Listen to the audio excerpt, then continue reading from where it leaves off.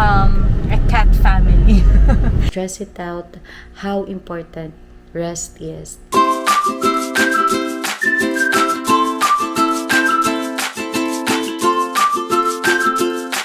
Welcome back to our channel.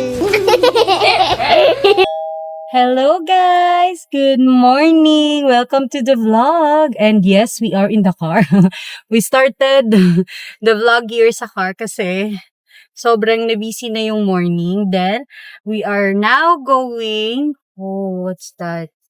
I think it's another warning. Yeah, I think bring you today. Today is Saturday and this is our weekend. Usually dito namin nilalagay lahat ng mga errands namin sa bahay, lahat ng yun. So, yun. So, join us for today. Okay? Nagsi-request talaga si Ellie kasi magtutalk din nun siya. Then, mommy will drive na. Okay? Here I am.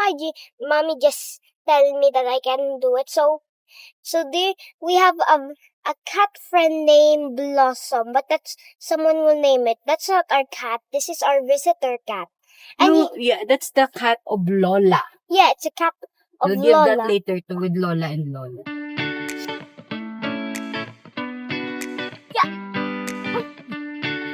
Heads or tails? Heads. It's tails.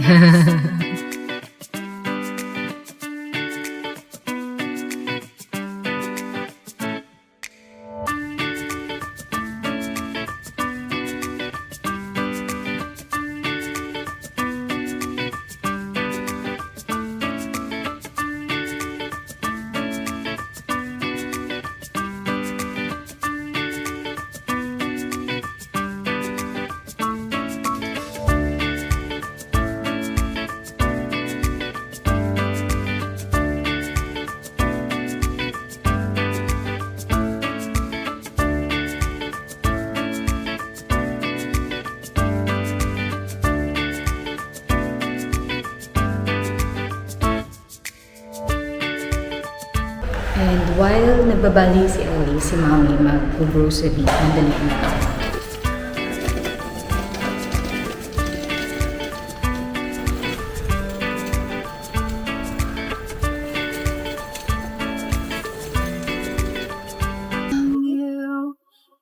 Ang init.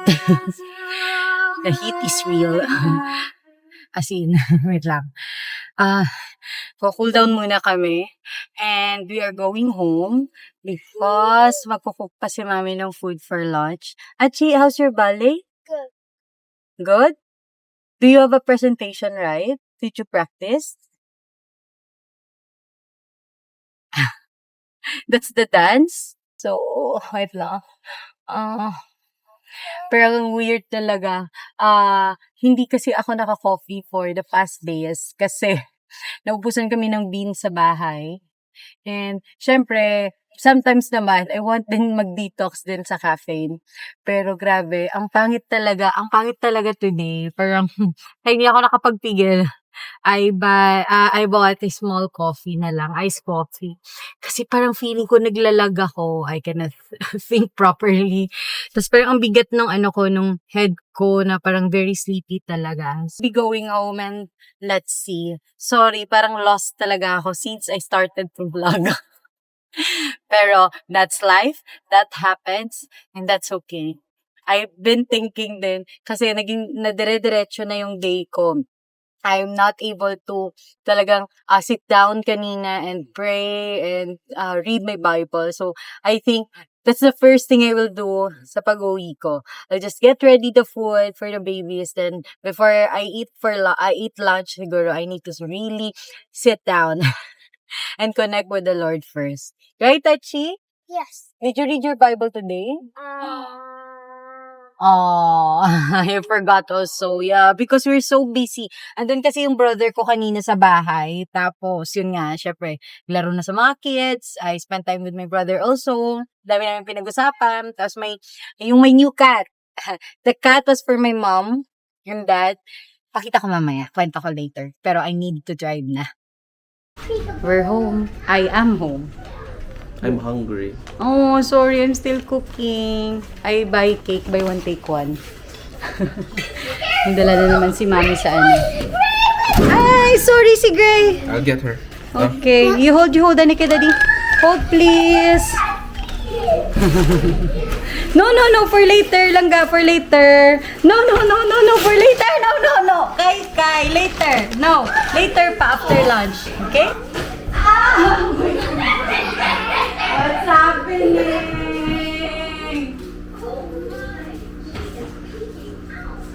Who is moving the bed? Who is moving the bed?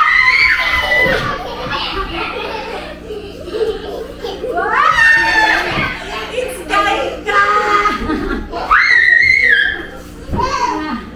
No more na. Okay, bed, no more. I see someone pushing it.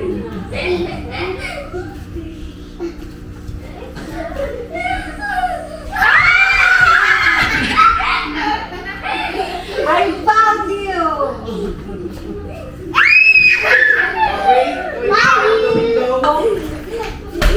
Gray boy! Gray boy! Gray boy! Gray!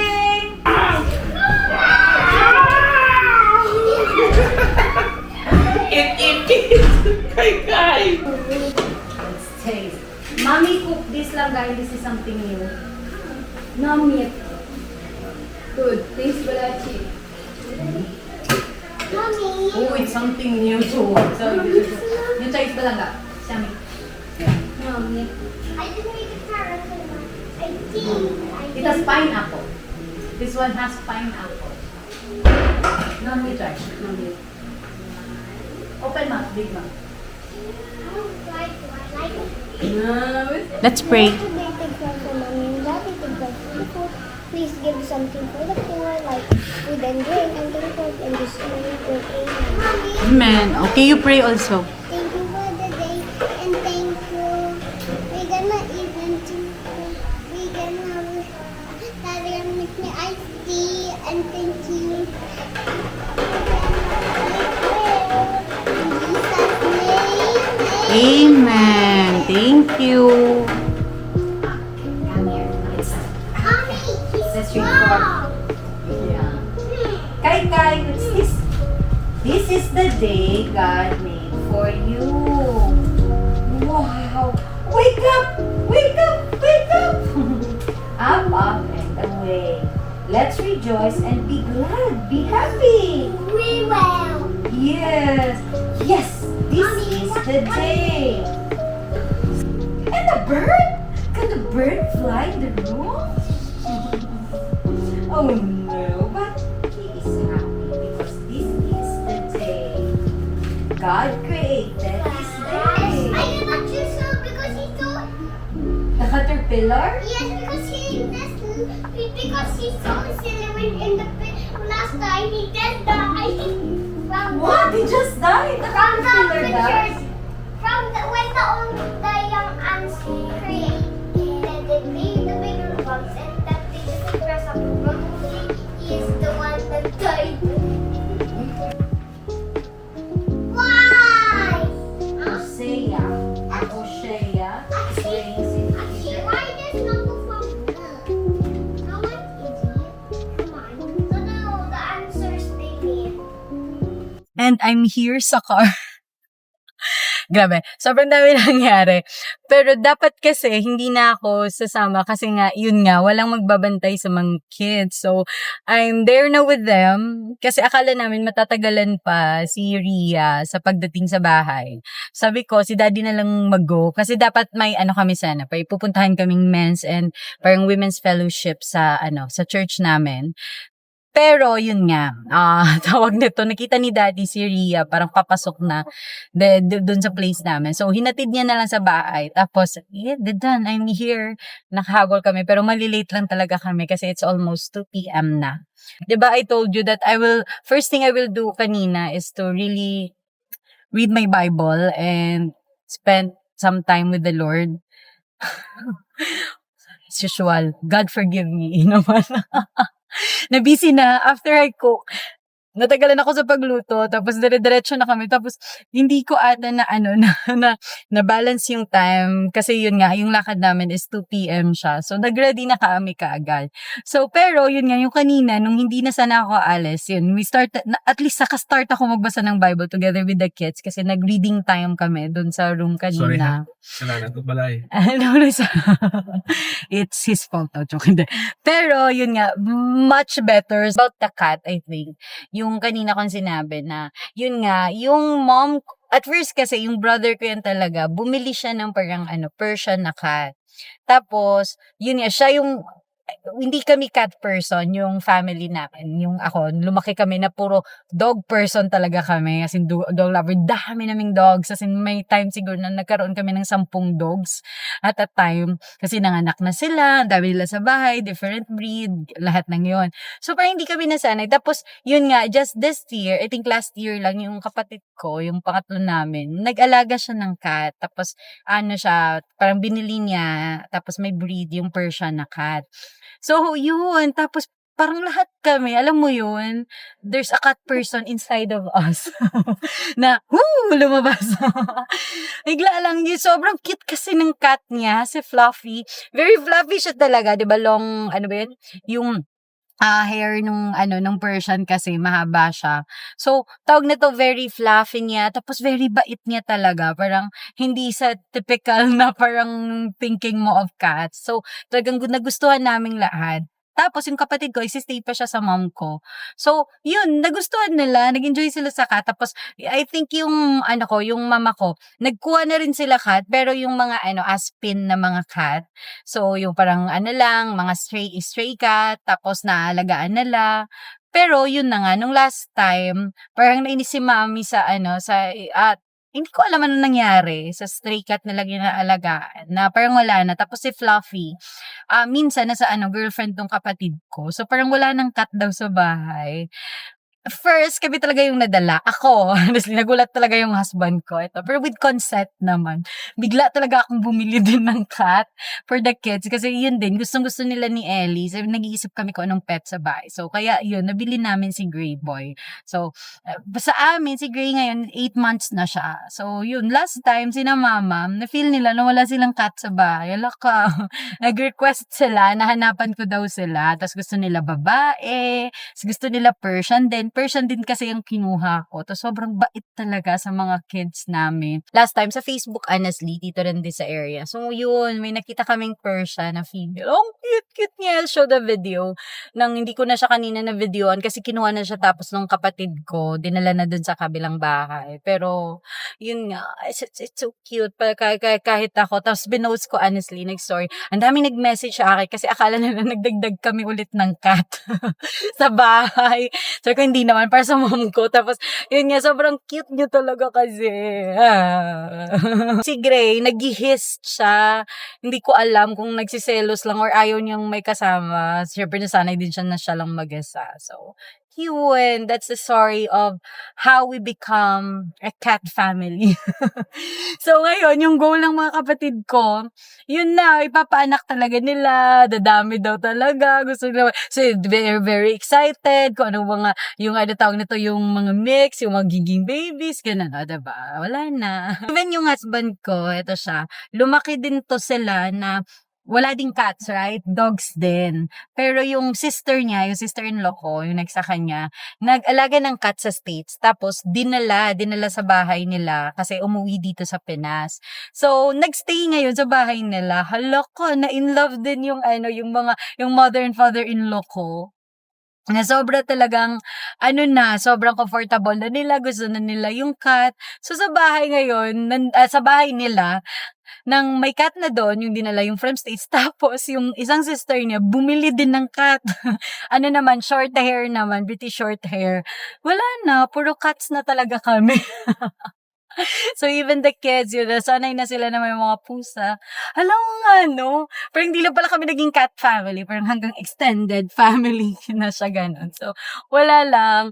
Parang even ako, nagulat ako, but iba siya talaga, iba yung feeling na parang may pet ka sa bahay, even with the kids, nagiging responsible sila, especially with our Achi Ellie. Kasi muntik na talaga, especially nung wala akong helper before, na sabi ko ibibigay na lang yung cat namin. Kasi yun nga, hindi ko na maalagaan, sa sobrang busy, ganun. Si Ellie talaga nagsabi siya na yun, siya na daw mag-aalaga kay Grace. So, siya yung nagki-clean ng litter box, tapos si daddy yung nag-ano, talagang tulungan kami, even si Ellie na siya yung nagpapakain lahat ng yun. So, I'm very proud of Achi Ellie. And the second one is peace. So, if you've been a long time Christian, mercy and peace is not foreign word para sa inyo. Sometimes,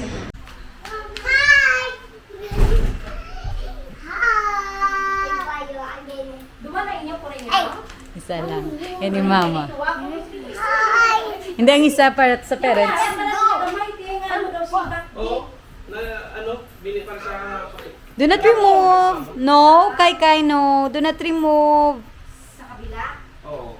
Si mama ni Michelle bili para sa sakit. Daddy nag-remove socks. Doon na rin kay. Putak! No! Uncomfortable siya. Sige na lang. Okay, fine. It's okay. Later na. Wait lang, I'll go up and talk to Achi. Come. You know why I'm getting injection, Ellie? Because I'm going to Japan. Because if I don't get injection, I will go home. I will be Japanese. So they want me to be Filipino. Your papa is crazy. Or your daddy is crazy.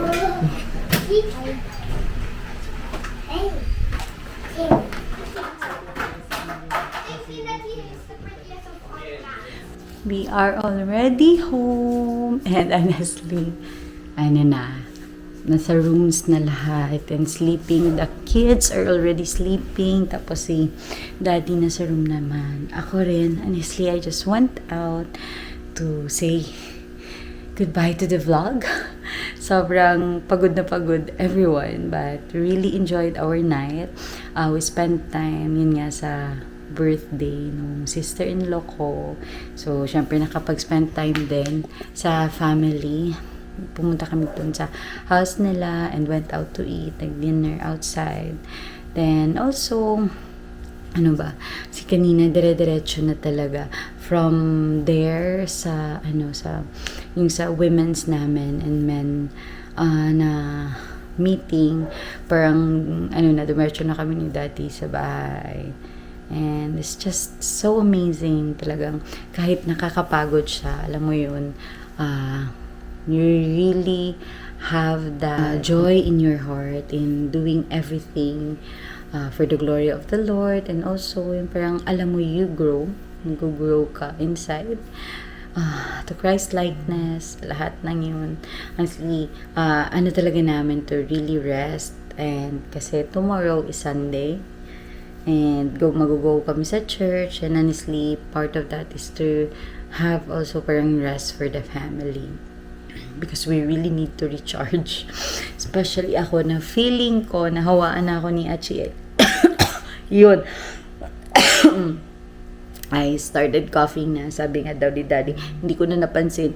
Last night kasi sobrang late na ako nakatulog. Tapos parang nag-overtime ako hanggang late night.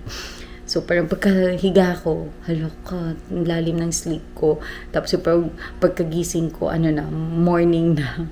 Sabi daw ni daddy, gabi daw yung cough ko while sleeping. So I think yun na nga. Pero nakakaya pa naman. Kaya sabi ko kay daddy, we need to rest, babawi tayo, we need that. Rest is very important. I just had my mental health talk yesterday sa isang school sa mga teachers, and I cannot stress it out how important rest is, especially sleep, for your mental health also, not just your physical health. It really help your state of well-being, lahat ng yun. So siguro if my take home for all of you here, if pagod ka, please rest, prioritize it. Sometimes need mo lang talaga to make that decision. Okay, I'll just let this go, I'll just have a full sleep para makabawi ako, maka-recharge ako, and going back sa gagawin mo, mas iba na yung yung energy mo, and yun nga, mas may ibang juices na, or tawag na to, strength that you can do your or whatever it is that you want to do. So kasi it's very very important even in taking care of your kids, your family, lahat ng yun sa lahat ng ginagawa mo. So I really urge you to sleep well and to rest kasi kailangan natin yun. And now ako naman ang mag-rest. Thank you so much for watching this video. Don't forget to subscribe and see you in the next one. Bye bye. Good night.